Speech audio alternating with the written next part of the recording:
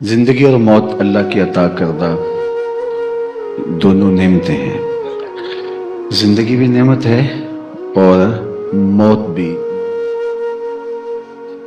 اس کو تحفۃ المومن بھی کہا گیا۔ خوش نصیب ہیں وہ لوگ جو اپنی زندگی با مقصد گزارتے ہیں۔ اللہ نے ہمیں جس کام کے لیے پیدا کیا، تخلیق کیا، وہ انہیں ملحوظ رہتا ہے۔ سورہ الملک کا ابتدائیہ ہے الذی خلق الموت والحیات لیبلوکم ایکم احسن عملا۔ اس نے زندگی اور موت دونوں کو پیدا کیا تاکہ وہ آزمائے، پرکھے، امتحان لے کہ تم میں سے اچھے اعمال کون کرتا ہے۔ تو دونوں مخلوقیں ہیں، موت بھی اور زندگی بھی۔ ویسے زندگی کے اختتام کا نام موت ہے، لیکن یہاں موت کے ذکر کو تذکرہ حیات سے مقدم رکھا، الذی خلق الموت والحیات، جبکہ حیات پہلے ہوتی ہے اور اس کے بعد پھر موت ہے۔ تو علماء نے کہا کہ ذکر موت کو مقدم رکھنے کا مقصد لوگوں کو یہ شعور دینا ہے کہ اپنی موت سے غافل نہیں ہونا، ہر وقت اس کو یاد رکھنا ہے۔ اور جو اس دنیا پر رہتے ہوئے روزانہ کثرت کے ساتھ موت کو یاد رکھتا ہے، اس کا نام زمرہ شہداء میں لکھ دیا جاتا ہے۔ خوش نصیب ہیں لوگ، اور ہمارا ایک سبق ہے کہ ہم موت کو یاد رکھیں، موت کو فراموش نہ ہونے دیں۔ حضور نے ایک زمانے میں منع کر دیا تھا لوگوں کو قبروں پر جانے سے، اور فرمایا کنت نہیتکم عن زیارت القبور، پھر فرمایا فزوروہا، کیوں؟ لأنہا تذکر الآخرہ، اس لیے کہ آخرت کی یاد دلاتی ہے۔ جب منع کیا تھا اس وقت ساری قبریں مشرکوں کی تھیں، اور پھر جب مسلمانوں کی قبریں بھی بن گئی تو پھر کہا جایا کرو، لأنہا تذکر الآخرہ، یہ قبریں تمہیں آخرت کی یاد دلاتی ہیں۔ حضرت سیدنا شیخ عبد القادر الجیلانی غوث اعظم علیہ رحمہ و رضوان فرماتے ہیں جاؤ قبرستانوں میں جا کے دیکھو کیسے کیسے حسینوں کی مٹی خراب ہو رہی ہے، جو بدن پر ایک چٹکی مٹی نہیں پڑنے دیتے تھے، جو لباس پہ سلوٹ نہیں آنے دیتے تھے، آج ان کے کفن بھی تار تار ہو گئے ہیں۔ تو یہ موت تذکیر آخرت کا سبب و ذریعہ ہے۔ اور میں اور آپ جب اپنے سامنے اٹھتے جنازے دیکھتے ہیں، قبرستانوں کے قریب سے گزرتے ہیں، تو ہمیں یاد آتا ہے کہ ہم بھی ایک دن اسی مٹی کا رزق بننے والے۔ خیر کن اے فلاں و غنیمت شمار عمر، زاں بیشتر کے بانگ برآید کے فلاں نمار۔ سعدی کہتے ہیں اس دنیا کو غنیمت سمجھ اور جو کر سکتا ہے نیکی کر لے، اس سے قبل کی آواز آئے کہ لوگوں فلاں بھی چلا گیا، اتنے بج کر اتنے منٹ پہ جنازہ ہوگا، فلاں قبرستان میں پہنچ جانا، اتنے بجے گھر سے اٹھایا جائے گا، یہ سب کا اعلان ہونے والا ہے، میرا بھی اور آپ کا بھی۔ تو قبل اس سے کہ وہ وقت آئے کوئی حجت باقی نہ رہے، ہمیں اپنے لیے اچھے اعمال کی تیاری کر لینی چاہیے۔ یہ مختصر زندگی ہے، یہ اٹھتے ہوئے جنازے ہمارے لیے یہ ایک سبق ہے۔ امام غزالی نے لکھا کہ اللہ نے مرنے والوں کے ذریعے پسماندگان پر احسان کیا۔ پوچھا گیا احسان کس معنی میں؟ جس کا باپ چلا گیا، جس کی ماں چلی گئی، جس کا بھائی چلا گیا، اس کی تو زندگی گڑ گئی، اور آپ کہتے ہیں احسان ہوا۔ تو فرمایا احسان وہی مانا کہ اللہ نے ان مرنے والوں کی موت کو پسماندگان کے لیے عبرت بنایا ہے، ایک اور موقع سنبھلنے کا دیا ہے۔ اگر ان کی موت کو اس کے لیے عبرت بنایا جاتا تو یہ کیا کر سکتے تھے؟ چونکہ دنیا کے اوپر آنے کی ترتیب طے شدہ ہے، جانے کی نہیں۔ پہلے باپ آتا ہے، پھر بیٹا آتا ہے، پھر آگے پوتے آتے ہیں، لیکن لازمی نہیں ہے کہ جانے کی ترتیب بھی یہی ہو۔ بعض اوقات بوڑھے باپ کو جوان بیٹے کی میت کو کندھا دینا پڑ جاتا ہے۔ تو یہ اٹھتے ہوئے جنازے ہمارے لیے پیغام ہے۔ اللہ کے جلیل القدر پیغمبر حضرت یعقوب علیہ السلام نے اسرائیل سے عہد لیا تھا، میری روح قبض کرنے کے لیے اچانک نہیں آنا، پہلے قاصد بھیج دینا، میں موت کی تیاری کر رہا ہوں۔ نبی تو ہر لمحہ تیار ہوتا ہے، کچھ چیزیں تعلیم میں امت کے لیے ہوتی ہیں۔ اسرائیل نے عہد کر لیا، ایک عرصہ گزرنے کے بعد حاضر ہوئے، پوچھا کدھر آئے ہو؟ کہا قبضے روح کے لیے۔ کہا تم نے تو عہد کیا تھا اچانک نہیں آؤں گا، پہلے کو قاصد بھیجوں گا۔ تو حضرت میں نے تو بھیجے تھے۔ فرمایا میرے پاس تو ایک بھی نہیں آیا۔ کہا حضور آپ کی داڑھی کے بال سفید ہو گئے، یہ میرا قاصد نہیں تھا تو اور کیا تھا۔ جب چلتے ہوئے ٹھوکریں لگنے لگے، جب قوا مدمحل ہونے لگے، جب یادداشت کھونے لگے، جب نظر کمزور پڑنے لگے، جب بولتے ہوئے زبان میں لکنت آنے لگے، تو سمجھ لو پیغام میں موت آ گیا ہے۔ اللہ اکبر۔ حضرت عمر رضی اللہ تعالیٰ عنہ بیٹھے تھے دربار میں، تو ایک شخص آیا اور اس نے کھڑے ہو کے کہا، یا عمر لا تنسا موتک، اپنی موت کو نہیں بھولنا۔ اللہ اکبر۔ حضرت عمر یوں کانپنے لگے جس طرح بید کی شاخ کانپتی ہے، اور اس کو کہا تو روز آ جایا کر بڑے دربار میں، مجھے یہ تنبیہ کیا کر، مہینے کے بعد مشاہرہ بھی دوں گا۔ وہ آتا ہے اور آواز لگاتا ہے، حضرت عمر کپ کپا کے رہ جاتے ہیں، مہینے کے بعد خدمت بھی کر رہے ہیں۔ ایک دن آیا تو کہا، میاں آج کے بعد نہیں آنا۔ کوئی اور آنے لگا، فرمایا نہیں۔ تذکیر موت کی ضرورت نہیں رہی، فرمایا نہیں۔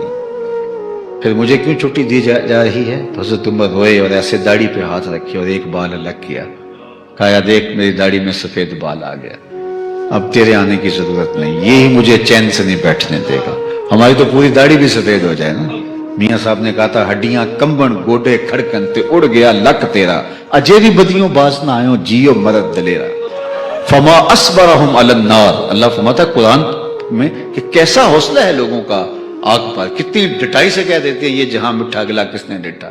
جاؤ نا قبرستانوں میں جا کے دیکھو کیسے کیسے حسینوں کی مٹی خراب ہو رہی۔ وقت تو آنے والا ہے، ہم لمحہ لمحہ موت کے قریب ہو رہے ہیں۔ مولا کائنات سیدنا علی المرتضی رضی اللہ تعالیٰ عنہ فرماتے ہیں، یہ جو قرآن نے کہا ان الانسان لفی خسر، انسان خسارے میں ہے، تو آپ فرماتے ہیں یہ جو سانسیں ہیں یہ موت کی طرف اٹھتے ہوئے قدم ہیں۔ ایک بزرگ تھے، وہ فرماتے مجھے نہیں سمجھ آتی تھی کہ انسان خسارے میں کیسے ہے، جو قرآن نے کہا انسان خسارے میں ہے۔ وہ کہتے میں تو جب دیکھتا ہوں تو انسان تو ترقی اور عروج اور باغپن کی طرف تیزی سے سفر کر رہا ہے، کہاں گھاس پھونس کے جھونپڑے اور کہاں علی نصب گھر، کہاں کھانے کے لیے نان شبینہ بھی میسر نہیں تھا، اور آج اتنے کھانے کہ باری نہیں آتی ہے، اور کون سا کھائیں کون سا چھوڑیں یہ انتخاب مشکل ہو جاتا ہے۔ ایک لباس ہوتا تھا پورا موسم گزرتا تھا، لیکن آج اتنے لباس لٹکے ہوئے ہیں، موسم گزر جاتا ہے لباس بدلنے کی باری نہیں آتی۔ یہ تارکول کی بچھی ہوئی سڑکیں، یہ لشکاریں مارتی مارکیٹیں، یہ علی نصب پلازے، زندگی کا حسن تو دیکھو، یہ ہواؤں کے دوش پہ اڑتے ہوئے جہاز، یہ کیا کائنات کے رنگ اور آہنگ ہے۔ تو بندہ کہتا ہے میں خسارے میں کب ہوں؟ ذرا 30 40 50 سال پیچھے جا کے میری زندگی دیکھو، اور اس سے پیچھے کوہ غار کی زندگی دیکھو، اور اب میری زندگی کا جمال دیکھو، میری زندگی کی خوبصورتیاں دیکھو، میری زندگی کے تیور اور رنگ اور زندگی کا جمال دیکھو، خسارے میں کب ہوں؟ تو کہتا مجھے سمجھ نہیں آتی تھی کہ یہ خسارے میں انسان کیسے ہے۔ کہتے میں ایک دن سمرقند کے بازار سے گزر رہا تھا، اور ایک بندہ برف کی سل کے اوپر، پتھر کی سل کے اوپر برف رکھ کے بیچ رہا تھا اور ساتھ آواز لگاتا تھا۔ آپ کے ہاں بھی وہ پاپڑ بیچنے والے، امرود بیچنے والے آواز تو لگاتے ہیں، تو وہ بھی آواز لگا رہا تھا، اور کیا کہہ رہا تھا، ارحموا ارحموا الا من یذوب راس مالہ۔ اللہ اکبر۔ اور جو لوگوں جلدی کرو مجھ سے برف لیتے جاؤ، میں ایسا تاجر ہوں جس کا راس المال پگھل رہا ہے۔ اللہ، کیونکہ برف ایک ایسا سودا ہے جو گاہک کا انتظار نہیں کرتا۔ آپ پیٹرول بیچتے ہیں، آج گاہک نہیں آیا، کل ہو سکتا ہے پڑا پڑا چھیر کے اوپر چلا جائے، کروڑوں کے فائدے میں چلے جائیں، لیکن اگر آپ برف بیچتے ہیں کل مہنگی بھی ہوگی، برف ہی نہیں ہوگی۔ تو وہ دہائی دے رہا تھا، لوگوں مجھ سے برف لیتے جاؤ، میں ایسا تاجر ہوں جس کا راس المال پگھلتا جا رہا ہے۔ اس کے بدلے میں کوئی درہم، کوئی دینار، کوئی غلہ، کوئی پارچہ جات، کوئی جنس۔ تو کہتے ہیں جب اس نے آواز لگائی نا تو میرے قدم رک گئے، اور میں نے اس کو کہا مجھے ان الانسان لفی خسر کا ترجمہ سمجھ میں آ گیا۔ جس طرح تیری برف پگھلتی جا رہی ہے میری زندگی پگھلتی جا رہی ہے، تیری برف قطرہ قطرہ پگھل رہی ہے، میری زندگی سانس سانس پگھل رہی ہے، اور اگر تو اب برف دے دے اس کے بدلے میں کچھ لے لے تو تجھے فائدہ ہو جائے، اور میں بھی اگر سانسوں کے بدلے درود پڑھ لوں، سانسوں کے بدلے سجدہ کر لوں، سانسوں کے بدلے کسی دکھی کے سر پہ ہاتھ رکھ دوں، تو یہ میری سانسیں کام آ جائے، ورنہ سو کے بھی گزر جائیں گی۔ تو یہ زندگی تیزی کے ساتھ کٹ رہی، بڑی تیزی کے ساتھ ہم موت کے قریب ہو رہے ہیں۔ جب میں اور یہاں اس مجلس میں آ کے بیٹھے تھے اس وقت ہمارے پاس وقت زیادہ تھا، لیکن اب اس سے آدھا گھنٹہ، 15 منٹ، 20 منٹ، 2 گھنٹے، آدھا گھنٹہ ہمارا منہا ہو گیا۔ لیکن وہ جو ہمارا وقت ہے وہ ہم نے بیچا ہے، اس کے بدلے میں ہم نے ایک فکر لی ہے، وہ اس کے بدلے میں نعت سنی ہے، اس کے بدلے میں درود سنا ہے، درود پڑھا ہے، تو یہ تو ہمارا وقت کام میں آ گیا۔ لیکن اگر یہ چوک چوراہے میں گزرتا، یہ وقت ہمارا پھٹے پہ گزرتا، تو مجھے بتائیے وقت تو پھر بھی گزرنا تھا، وقت تو ٹھہرتا نہیں، وہ تو گزرتا ہے. الوقت سیف قاطع، یہ تو کاٹ دینے والی تلوار ہے، یہ تو بڑی تیزی کے ساتھ گزرتا ہے. لیکن ہم نے اپنے وقت کے بدلے میں کیا لیا؟ خیر لی یا ضائع کر دیا وقت. تو یہ تیزی کے ساتھ زندگی گزر رہی ہے، اور میں اور آپ لمحہ لمحہ موت کے قریب ہو رہے ہیں. تو قبل اس سے کہ وہ وقت آئے کوئی حجت نہ رہے، مجھے اور آپ کو اپنی اس مختصر زندگی کو اپنی آخرت کے لیے گزارنا ہے. ہمارا دین ہمیں یہ نہیں کہتا کہ دنیا کی زندگی سے کوئی تلذذ حاصل نہ کرو، تم بالکل کائنات کو چھوڑ کر کے کسی کونے کھدرے میں لگ جاؤ. یہ غار و کو کی زندگی، یہ روحانیت، یہ اسلام نہیں ہے. اسلام تو یہ کہتا ہے کہ تم ایک دم بھی اپنے رب کے احکام کے دائرے سے باہر نہ ہونا، پھر تم جو کمائی کر کے لقمہ بیوی کے منہ میں رکھتے ہو وہ بھی صدقہ لکھا جائے گا. اللہ کے محبوب صلی اللہ علیہ وسلم نے ایک صحابی کو دیکھا، روایت میں ہے، مبالغے کے لیے استعمال کیا گیا کہ چوزے کی طرح کمزور تھے. تو حضور نے فرمایا کہ تو نے اللہ سے کوئی دعا کی تھی؟ اس نے کہا جی حضور، میں نے ایک دعا کی تھی، شاید وہ قبول ہو گئی. کیا ہوا؟ کہا میں نے عرض کی مالک جو آخرت کے حصے کے دکھ ہیں وہ بھی دنیا پہ ڈال دے، میری آخرت صاف ہونی چاہیے. تو بہت بیماریاں، تکلیفیں، اذیتیں میرے ارد گرد درپیش ہیں، اور انہوں نے مجھے توڑ کے رکھ دیا. اور میری وہ جو حالت آپ ملاحظہ فرما رہے ہیں ان مشکلات کی وجہ سے. بظاہر تو بڑا اچھی بات لگ رہی ہے کہ آخرت بہتر ہو جائے، دنیا میں تو کاٹ لیں گے. وہ میر تقی میر نے کہا تھا وہ ریشم و کم خواب میں مست ہیں تو کیا ہوا، رات اس کی بھی کٹ گئی جو کہ عور تھا. رات تو کٹ ہی جائے گی نا، برہنگی میں بھی کٹ گئی تو کٹ ہی جائے گی نا. تو کہا زندگی تو کٹ ہی جائے گی.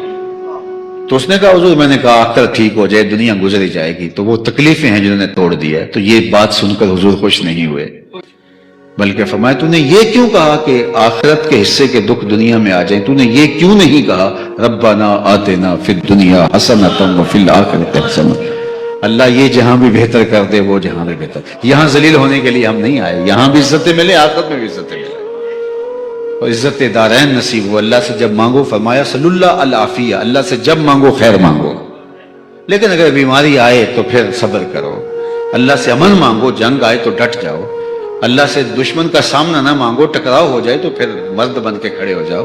لیکن خام خواہ جو ہے وہ سوراخوں میں ہاتھ نہ دیتے پھرو. اللہ سے ہمیشہ خیر مانگو، اللہ سے ہمیشہ اچھائی مانگو، اللہ سے ہمیشہ بہتری کو طلب کرو. تو یہ زندگی جو تھوڑی سی زندگی ہے، اس زندگی کو اللہ کے بتائے ہوئے طریقے کے مطابق گزارنا، اس سے یہ دنیا بھی اچھی گزرتی ہے اور وہ دنیا بھی اچھی. لیکن ہم نے تو آخرت کو ایک الگ جہاں سمجھ لیا، اور اس طرح سے یہ اس دنیا کی بہتری کا سبب ہے. یہ دنیا یہاں جو کرنا ہے ہم نے، رومی نے یہاں ایک بڑی خوبصورت مثال دی، اللہ ان کی قبر پہ کروڑوں رحمتیں عطا کرے. ان کا جو انداز ہے رومی علیہ السلام کا تمثیل کا ہے. وہ جب بات کرتے ہیں تو مثال سے، اور جو مثال سے بات سمجھ آتی ہے وہ تو ایسے ہی اتر جاتی ہے.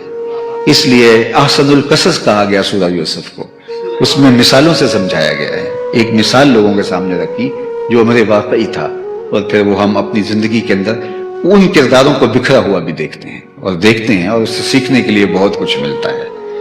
تو خوبصورت تمثیل دی. فرماتے ہیں کہ دیار مصر میں یا کسی علاقے میں کوئی جزیرہ تھا جہاں کا سیاسی نظم یہ تھا کہ سال کی پہلی تاریخ کو جو شخص جزیرے پہ اترتا تو وہ کوئی بھی ہوتا، اس کے گلے میں ہار ڈالتے، گارڈ آف آنر پیش کرتے اور اس کو تخت پہ بٹھا دیتے.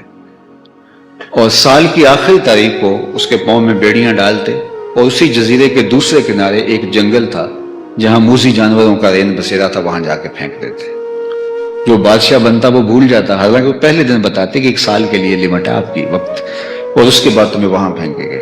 لیکن وہ نشے میں چور ہوتا، اور سال کے بعد جب ایسے پلک جھپکنے میں گزر جاتا سال، جب زنجیریں لے کے آتے تو چیختا ہے مجھے کدھر لے جا رہے ہو. اور وہاں جب اس کو پھینکتے تو درندے نوچ لیتے، اس کو کھا جاتے.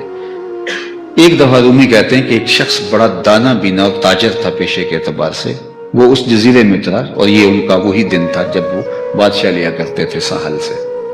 انہوں نے اس کو گلے میں ہار ڈالے، گارڈ آف آنر پیش کیا، تکریم دی. تو اس نے کہا یہ سب کچھ میرے لیے، میں تو اجنبی ہوں تمہارے لیے. کہا آج کے بعد تم ہمارے حکمران ہو. کہا میں تو امور سلطنت نہیں جانتا. کہا کہ ہمارا یہ ضابطہ ہے اور تمہیں بتا دیں سال تک تم तुम्हारे हुक्मरान हो। साल के बाद इसी जजीरे के दूसरे किनारे एक जंगल है जहां मूजी जानवर बसते हैं, तुम्हें वहां फेंकेंगे। कहा इतना भयानक अंजाम है तो मैं तो तख्त पे बैठने के लिए तैयार नहीं हूं।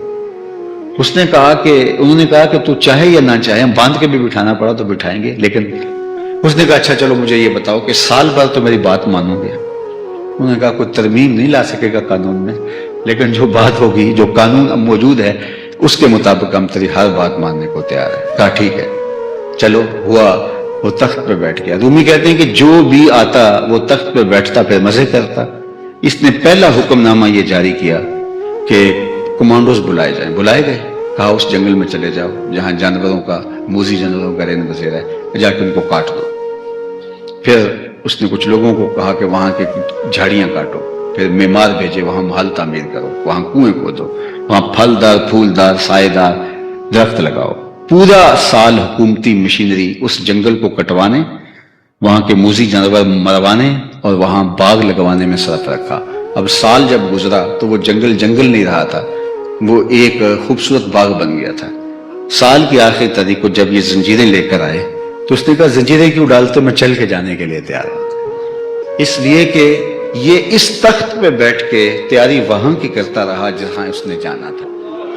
कहा काफिर इस दुनिया के तख्त पे ये जो 60 साल के लिए, 45 साल के लिए, 30 साल के लिए मिलता है, यहां ऐश करता है, और मोमन यहां बैठ के तैयारी वहां की करता है।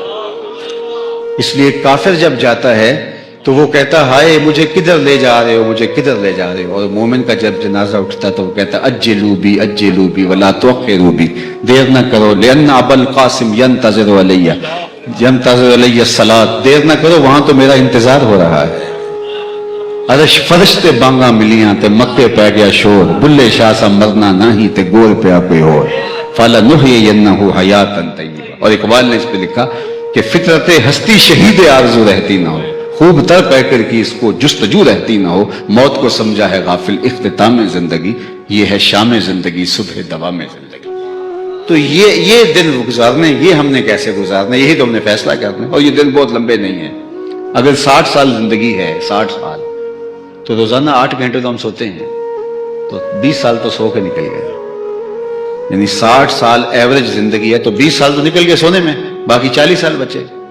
तो पहले 12-13 साल जो है वो लड़कपना है, बचपना है, बदहोशी के अय्याम है, वो भी निकाल लीजिए।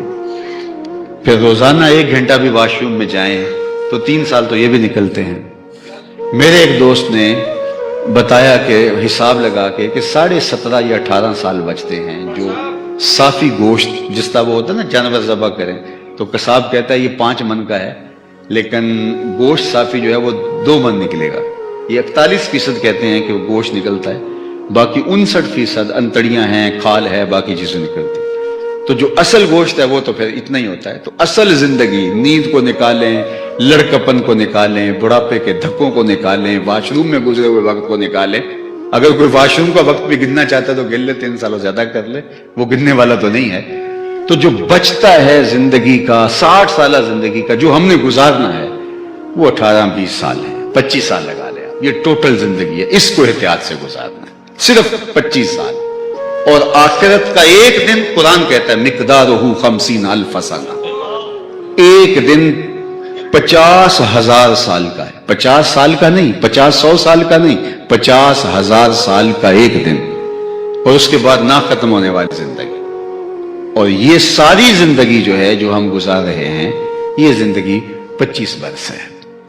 जिसने इसको एहतियात से गुजार दिया, इसलिए हज़रत दाता गंज बख्श अली हजवेरी अलैहि रहमा के शेख अबुल फजल फरमाते हैं दुनिया यौमुन वलना फीहा सौमुन, दुनिया एक दिन है और हम रोजा रख के गुजार रहे हैं। रोजादार जब रोजा खोल रहा होता है ना, आजकल इफ्तारियां आएंगी तो इफ्तारी की दावत तो सबको जाती है, जिसने रोजा रखा हो उसको भी, जिसमें नहीं रखा हो वो भी।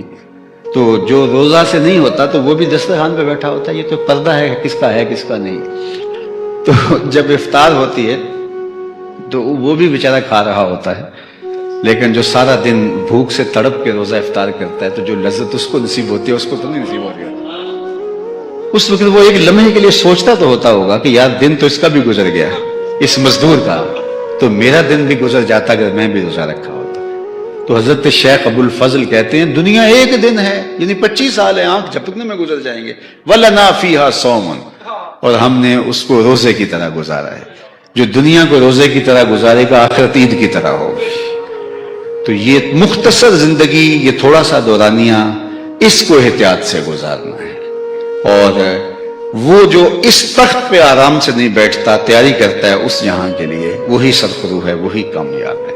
میں اور آپ دیکھو، ہم ان بزرگوں کو قبر میں اتار چکے ہیں جن کے لیے آج جمع ہوئے ہیں. کل ہم بھی اترنے والے ہیں اور ہمیں نہیں پتا ہمارا اٹھنے والا اگلا قدم کہاں ہوگا. زندگی تیزی کے ساتھ آگے بڑھ رہی ہے اور میں اور آپ لمحہ لمحہ موت کے قریب ہو رہے ہیں. قبل اس سے کہ وہ وقت آئے کوئی حجت باقی نہ رہے، مجھے اور آپ کو اپنے اعمال کی اصلاح کرنی چاہیے. وہ ایک فقیر تھا، وہ کھڑا رو رہا تھا بازار میں، تو کوئی گزرتے ہوئے رک کے اسے پوچھتا ہے، تو اسے ترس آیا. اس نے کہا شاید اس کو کسی نے کمزور سمجھ کے مارا ہو. تو کہا کیا بات ہے مجھے بتاؤ، کسی نے تنگ کیا ہے؟ اس نے کہا نہیں کوئی ایسی بات نہیں. تو کیوں رو رہے ہو؟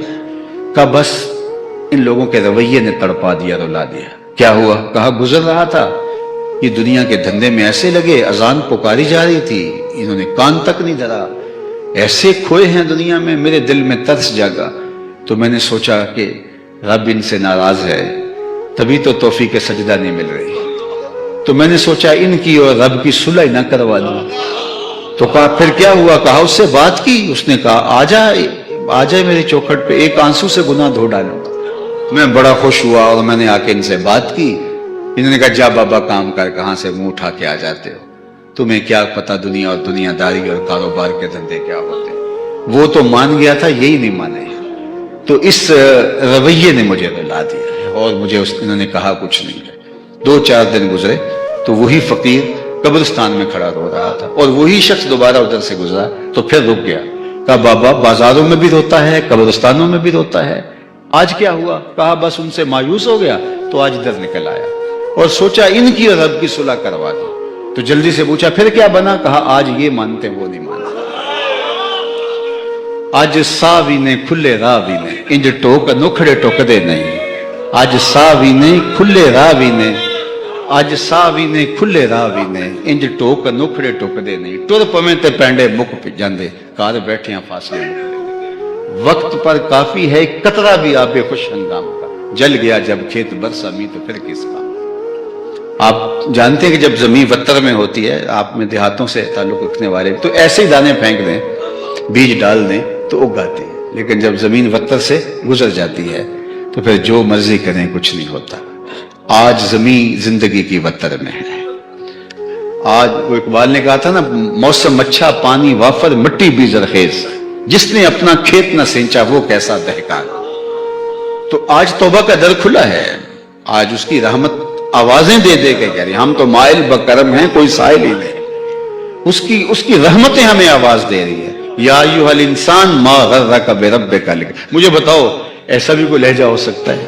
بھاگے ہوئے سرکش باغی متمرد کو آواز دی جا رہی ہے جو اس کی دہلیز کو چھوڑ کے بھاگ رہا ہے. ما غرک بربک الکریم.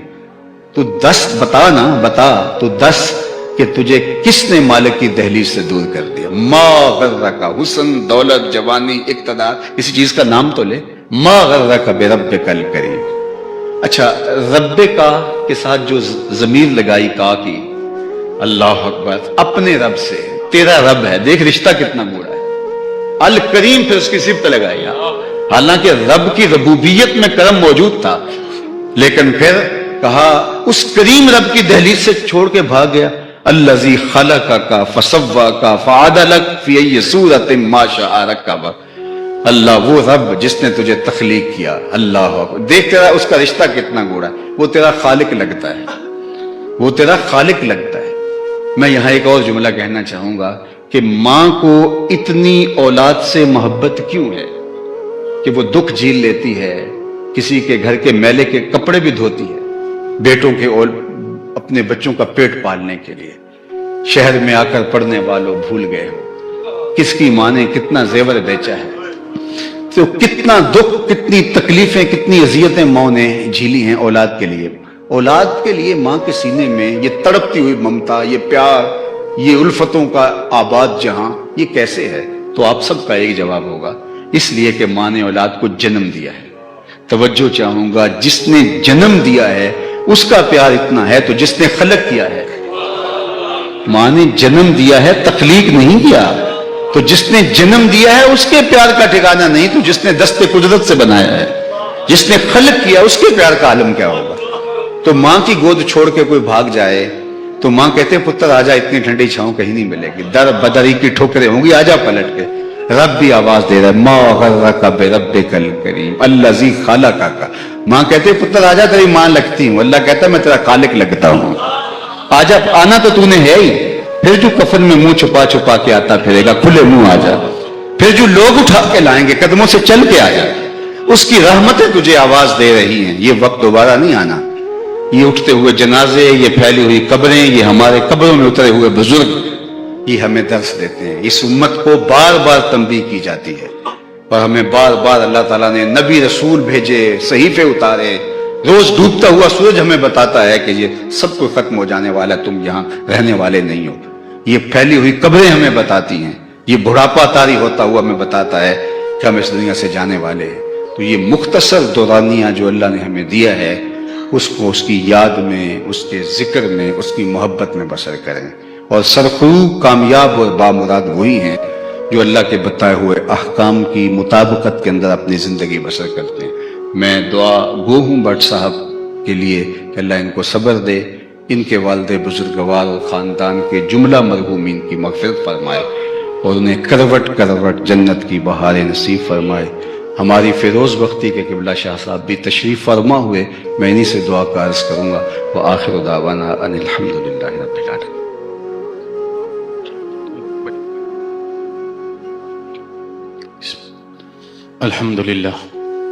الحمدللہ رب العالمین والعاقبۃ للمتقین والصلاة والسلام علی سید الانبیاء والمرسلین۔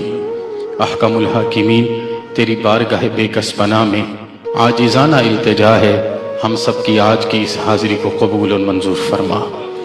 میرے مالک، تیری جناب خاص میں نیاز مندانہ التجا پیش کرتے ہیں، جیسے ابھی قبلہ نے ارشاد فرمایا کہ الکریم کی صفت ہے، تو کریم اسے کہتے ہیں جس کے در پہ جو آتا ہے، جہاں سے آتا ہے، جتنی بار آتا ہے، وہ پہلے سے بڑھ کے عطا فرماتا ہے۔ تو آج بڑی برکتوں والا 15 شعبان ہے، تیرے حبیب کا مہینہ ہے، التجا ہے حاضرین مجلس کی زندگی بھر کے سارے گناہ معاف فرما۔ میرے مالک، تیری جناب خاص میں عاجزانہ التجا ہے، ہمارے بھائی بھٹ صاحب کے والد گرامی کی قبر پہ کروڑوں رحمتوں کا نزول فرما۔